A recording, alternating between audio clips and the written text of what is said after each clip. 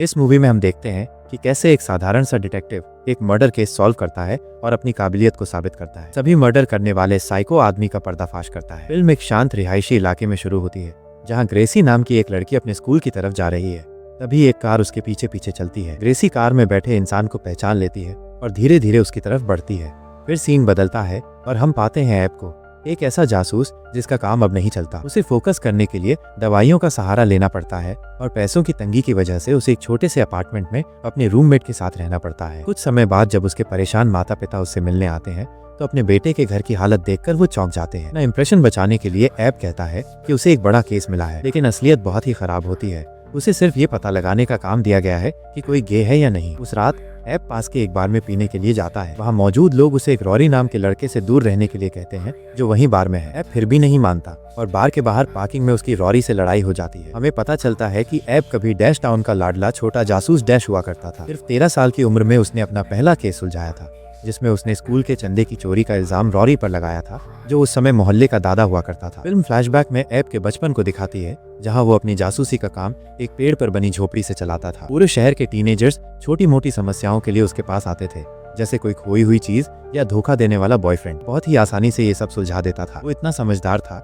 कि मूवी देखते हुए पहले सीन में ही विलेन का पता लगा लेता था। उसकी इस काबिलियत की वजह से वो मशहूर हो गया और जल्द ही पूरे शहर ने चंदा इकट्ठा करके उसे एक अच्छी ऑफिस दे दी। मेयर की बेटी ग्रेसी उसकी असिस्टेंट थी और ऐब उसे काम के बदले कोल्ड ड्रिंक देता था। एक दिन प्रिंसिपल इरविन चंदे की चोरी की रिपोर्ट लेकर ऐब के पास आए और अपनी अक्लमंदी से ऐब ने झट से पता लगा लिया कि रॉरी ही चोर है। यहाँ तक कि पुलिस वाले भी अपने मामलों को सुलझाने के लिए उसके पास आते थे। लेकिन सब कुछ बदल गया जब एक दिन ग्रेसी, जो उसकी सबसे भरोसेमंद असिस्टेंट थी, स्कूल जाते हुए अचानक गायब हो गई। उसकी इस तरह से गायब होने की खबर ने पूरे शहर को झकझोर दिया और पुलिस की जांच के बावजूद हफ्तों तक कुछ पता नहीं चला। गम में डूबे लोग ऐब के पास गए क्योंकि वही उनकी आखिरी उम्मीद था। वो महीनों तक बहुत कोशिश करता रहा, छोटी छोटी चीजों को भी ध्यान से देखा, लेकिन उसकी सारी मेहनत बेकार गई और उस बेचारी लड़की का कोई पता नहीं चला। इसी घटना ने ऐब का बचपन खत्म कर दिया और उसकी जिंदगी में एक मुश्किल दौर की शुरुआत हुई। आज की बात करें तो ऐब को उसका नया असिस्टेंट जगाता है जो बताता है कि वो काम के लिए लेट हो गया है।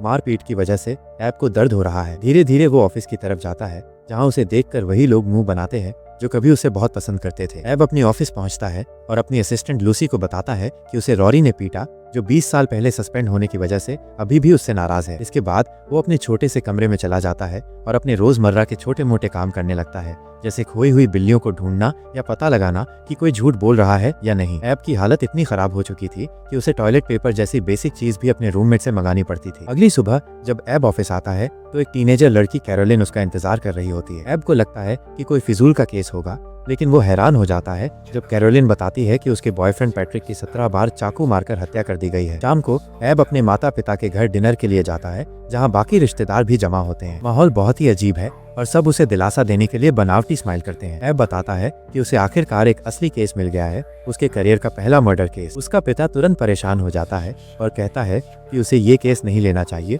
क्योंकि ये उसके बस की बात नहीं है। ये सुनकर ऐब को गुस्सा आ जाता है और वो सबसे चिल्लाकर कहता है कि वो एक समय में छोटा जीनियस था और इस केस को हल करने के लिए पूरी तरह से तैयार है।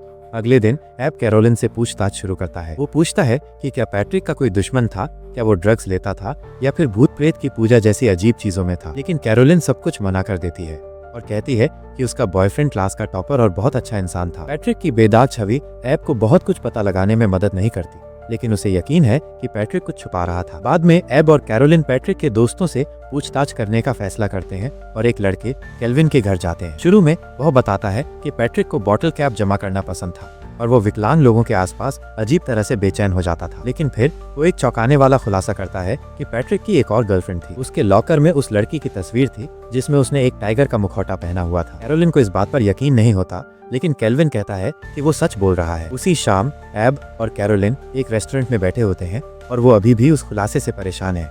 वो बताती है कि उसे पैट्रिक इसलिए पसंद था क्योंकि वो दूसरों से अलग था। वो हर जरूरी टेस्ट या इवेंट से पहले उसके लॉकर में कागज की कलाकृति रखता था। ऐब पूछता है कि उसे कैसे पता कि वो पैट्रिक ही रखता था, जिस पर कैरोलिन कहती है क्योंकि पैट्रिक ही स्कूल में इकलौता एशियन लड़का था। इतना सब होने के बाद भी वो अभी भी ये केस हल करना चाहती है और पता लगाना चाहती है कि कातिल कौन है। उस रात ऐब और कैरोलिन स्कूल में घुस जाते हैं इस उम्मीद में कि पैट्रिक के लॉकर में उस मिस्टीरियस लड़की की फोटो मिल जाएगी। जब वे वहां पहुंचते हैं तो उन्हें पता चलता है कि पुलिस पहले ही लॉकर को साफ कर चुकी है लेकिन कैरोलिन बताती है कि उसके पास अभी भी अपने बॉयफ्रेंड का जैकेट है। वो उसे अपने लॉकर में ले जाती है और जैकेट निकालती है। एब हर जेब को चेक करता है और आखिरकार उसे अवैध गोलियों की एक शीशी मिलती है, जिसे देखकर दोनों चौंक जाते हैं। अगली सुबह काम पर जाने से पहले एब ये जानने के लिए एक गोली खा लेता है कि ये करती क्या है। वो मोहल्ले के कुछ नशेड़ी लड़कों से मिलता है और उन्हें बोतल दिखाता है। एब कसम खाता है कि अगर वो बता दें कि ये गोलियां किस लिए इस्तेमाल होती हैं तो वो उन्हें दे देगा। लड़के जांच करते हैं और बताते हैं कि इन गोलियों को ईगो बूस्टर कहते हैं। ये एक खास तरह की ड्रग है जो कॉन्फिडेंस को बढ़ाती है। ये बहुत महंगी होती है और असर करने में थोड़ा टाइम लगता है। एब पूछता है कि ये कहाँ से मिलती है, तो लड़के उसे एक स्थानीय कैंडी स्टोर का पता देते हैं। वे ये भी बताते हैं कि इसे लेने के लिए सिरदर्द होने का बहाना करना पड़ता है। फिर सीन स्टोर के बाहर का दिखता है, जहाँ एब बेचैनी से कैरोलिन का इंतजार कर रहा होता है। लेकिन वो बाहर आती है तो उसके हाथ में सिर्फ एक आइसक्रीम कोन होता है, जिससे ये साफ हो जाता है कि लड़कों ने उनसे झूठ बोला था। तभी एब पर गोली का असर हो जाता है और वो कॉन्फिडेंस से उन लड़कों के पास जाता है। वो उनके लीडर को बुरी तरह पीटता है और असली सप्लायर का नाम पूछता है। वो बोतल छीन लेता है और डरा हुआ लड़का बताता है कि उसे रेड शू गैंग बेचता है और साथ ही उसे चेतावनी देता है कि ये गोलियां बहुत खतरनाक है। इसके बाद वो सीधे उस खतरनाक गैंग के अड्डे पर जाता है और लीडर से अपॉइंटमेंट लेता है। अब उस लीडर से बात करता है और पैट्रिक के बारे में बात करने की कोशिश करता है, लेकिन लीडर उसे गंभीरता से नहीं लेता और सीधा मना कर देता है। वहाँ कुछ भी हासिल नहीं होता। एब बाहर आकर कैरोलिन से झूठ बोलता है कि वो लीडर से नहीं मिल पाया। बाद में एब पैट्रिक के घर जाकर उसके माता पिता से और जानकारी लेने की कोशिश करता है, लेकिन बातचीत बेकार हो जाती है। जब वो पैट्रिक के ड्रग्स लेने की बात करता है और कहता है कि वो एक से ज्यादा रिलेशनशिप में था, तो उसके माता पिता और नाराज हो जाते हैं। घर जाते हुए एब को अपनी असिस्टेंट का कॉल आता है, जिसने आखिरकार टाइगर गर्ल का सोशल मीडिया अकाउंट ढूंढ लिया था। बिना समय गवाए वो उसके पते पर जाता है और उससे मिलता है। जब वो पूछताछ शुरू करता है तो लड़की बताती है कि पैट्रिक रेड शू गैंग से खतरे में नहीं था, बल्कि वे उसका इस्तेमाल अपने ड्रग्स बेचने के लिए करते थे। पता चलता है कि ड्रग्स की वजह से स्कूल एडमिनिस्ट्रेशन के पास सभी के लॉकर का एक्सेस था, लेकिन पैट्रिक जैसे टॉप स्टूडेंट्स पर भरोसा किया जाता था और उन पर शक नहीं किया जाता था।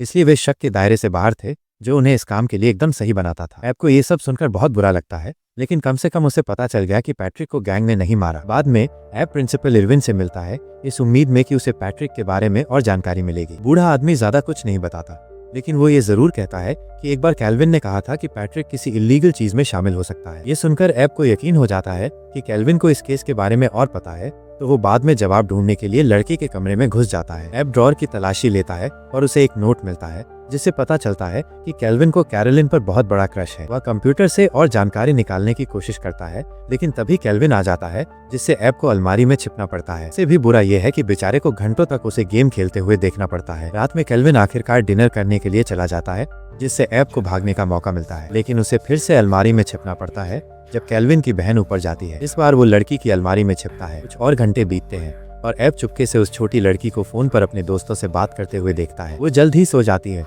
लेकिन एब की किस्मत खराब होती है।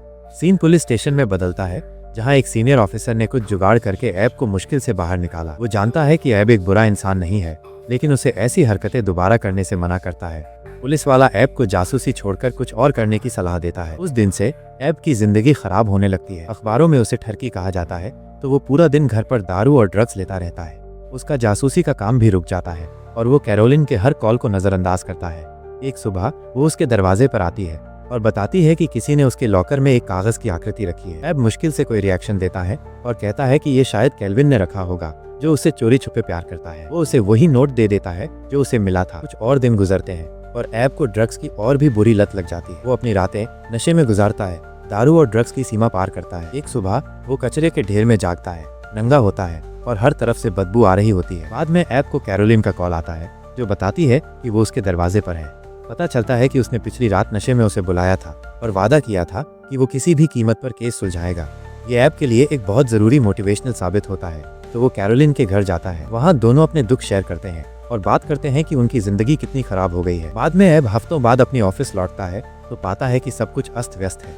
पता चलता है कि उसके असिस्टेंट ने उसकी गैर मौजूदगी में कुछ दोस्तों को बुलाया था, क्योंकि कोई ग्राहक आ नहीं रहा था। एब को अपने टेबल पर एक कागज की आकृति मिलता है, जो कैरोलिन ने उसके लिए छोड़ा था। जब वो उसे खोलता है तो उसकी आंखें बड़ी हो जाती हैं, जैसे वो इसी डिजाइन को पहचानता हो। इसके कुछ देर बाद एब सीधे अपने माता पिता के घर जाता है और ग्रेसी की जांच से जुड़े सुरागों का अपना पुराना बॉक्स निकालता है। अंदर उसे एक कागज मिलता है जिसमें ओरिगेमी जैसा ही फोल्ड पैटर्न था। इस खोज से एब को पता चलता है कि जिसने ग्रेसी का अपहरण किया था वही कैरोलिन को कागज की आकृति भेज रहा है। इसलिए वो उसे कॉल करता है और घर के अंदर रहने की चेतावनी देता है। अगली सुबह एब ग्रेसी की माँ से मिलता है, जिन्होंने अपनी बेटी का कमरा 20 साल से वैसा ही रखा है। जब वो एक ड्रॉअर में देखता है तो उसे वही ओरिगेमी मिलता है, जिससे उसका शक और भी पक्का हो जाता है। लेकिन दिक्कत ये है कि एब को अभी भी ये नहीं पता कि ये किसने दिया होगा। उस रात एब आराम करने के लिए बार में जाता है, लेकिन जब बारटेंडर रॉरी का जिक्र करता है तो माहौल बदल जाता है। वो एब से कहता है कि उसे रॉरी से माफी मांगनी चाहिए, क्योंकि उसने रॉरी को इतने सालों पहले सस्पेंड करवाया था। एब मना कर देता है, लेकिन बारटेंडर कहता है कि रॉरी ने कभी कुछ नहीं चुराया था